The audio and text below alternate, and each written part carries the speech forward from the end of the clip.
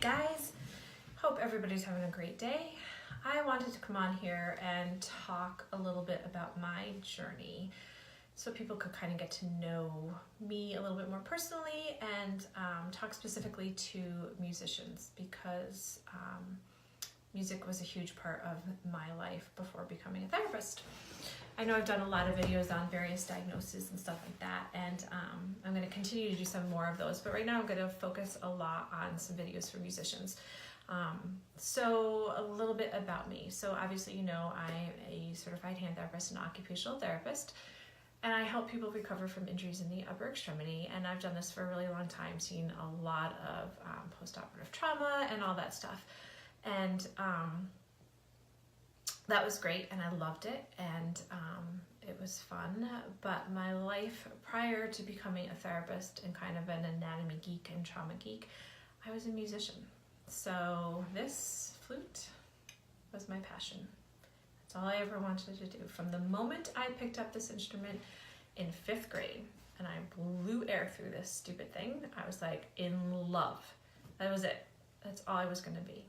I remember walking home in 5th grade saying, I'm going to be a musician to my parents. And they were probably like, what, are you insane? You just got that stupid tube today. But I just knew. So I did. I went on to conservatory and I got my degree in music performance, and I was teaching and doing freelance work. And my ultimate goal was to do studio work. I loved putting music to soundtracks and to movies and Bugs Bunny. The soundtracks to Bugs Bunny just kills me. Fantasia, the soundtrack to Fantasia, amazing. So the place to do that was California at the time. So I was practicing 8 hours a day, not with good habits at all, which I know now, but I did not know then. Nobody ever talked to me about habits. I went through school, I had tons of teachers, not tons of teachers, but enough teachers, but that's not their thing. Teachers at that point in time didn't know about ergonomics and body mechanics and all these other different things. It's not their job, you know, as a professional musician, that's not what you learn about. I was also at the time working to pay. I was studying a lot and I was paying for lessons, and as musicians, you know, this gets really expensive.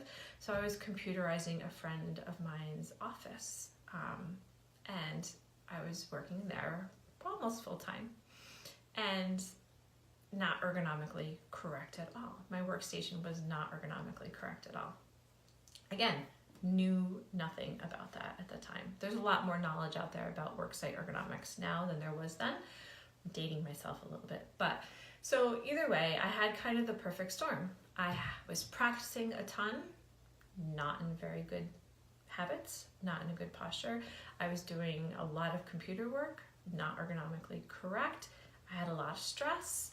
I was admittedly excited but scared at the same time. I'm going to pick up my life and move across country. So there was a lot going on, and I ended up with symptoms, a lot of really bad symptoms in my shoulder and my elbow and my wrist and my hand. Really bad pain that I could barely hold my instrument, and I could barely play for 10 minutes. My little finger would get stuck and locked. So I couldn't play. I had to stop playing. So I went from 8 hours to nothing, and I was devastated. I was totally freaking out. What was I going to do? Here I am. I'm supposed to go out to California. I'm going to pursue my dream, continue pursuing my music career, and I couldn't play. And it's a tough field. You have to be 110% as a musician. It's so competitive. We all know that. And I couldn't play 10, 20 minutes. My finger would get stuck. What was I going to do? So I started my journey in the wonderful land of healthcare and trying to figure out what was going on. And I saw a bunch of practitioners in my state, but there was nobody that specialized in musicians. So after kind of failing that and not getting any better, I ended up going into Manhattan, and I saw somebody that a renowned hand surgeon actually who supposedly specialized in working with musicians. So just as an FYI, somebody that specializes in working musicians and somebody that knows musicians, it's kind of different. So you can work with musicians, but not really get musicians and understand musicians. So this physician worked with musicians, but didn't really understand musicians. So I'm in New York getting evaluated, scared, not sure what to do. Brings in all these residents. They're like poking on my hand, putting me in all these different positions. They're all like gawking at me like I'm some sort of spectacle, not telling me anything that's going on, not telling me what they're looking at, not telling me what they're finding.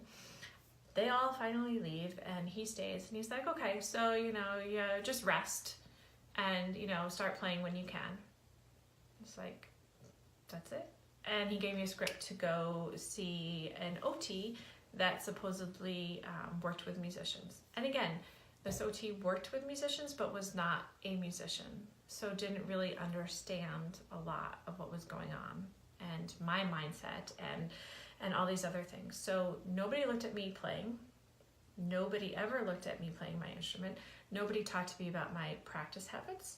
Nobody talked to me about what other things I might be doing that may be contributing to my symptoms. Nobody talked to me about stress levels. Nobody talked to me about diet, nutrition, any of these other things that are contributing factors. So I was made a splint, which didn't help. It didn't help keep my finger in the position it needed to. So I was forced to make a decision at that point in time. This has been probably about a year in, and I still couldn't really play. And I did finally end up finding a therapist that could help me, a neuromuscular therapist. Did a lot of manual therapy that treated my symptoms. So most of my symptoms went away, except for my finger, which now that I know I have a genetic anomaly, which is what everybody was gawking at when I was at the doctor's office, but nobody told me, all right? And I was too scared to ask a question at that point in time. I didn't know. I was in my mid-20s. I didn't know. So I had to make a decision because I still was not 100%.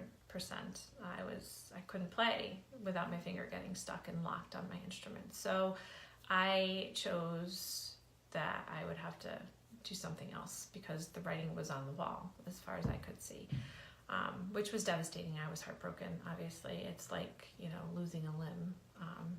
When you were that dedicated to something for so incredibly long, it was really hard. And then I was forced with the decision, what am I going to do with my life?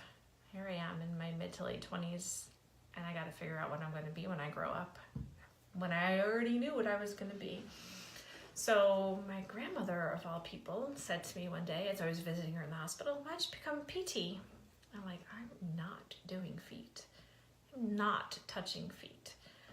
But it got my wheels turning, and I found OT, which is, I was like, oh, that's kind of a good fit. It's, really holistic in nature. It's all about function, getting to the root of the problem, activity analysis, and a lot of specialty in the upper extremity.